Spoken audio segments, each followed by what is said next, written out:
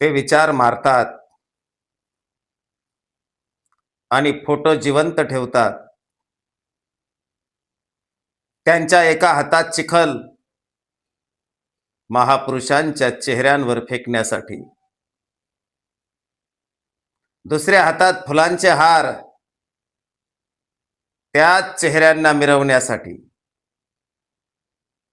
हे दुटप्पी पण नाही,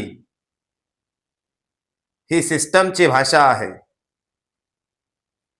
इथं बदनामी ही नियोजित असते आणि जयघोष ठरवून होतो.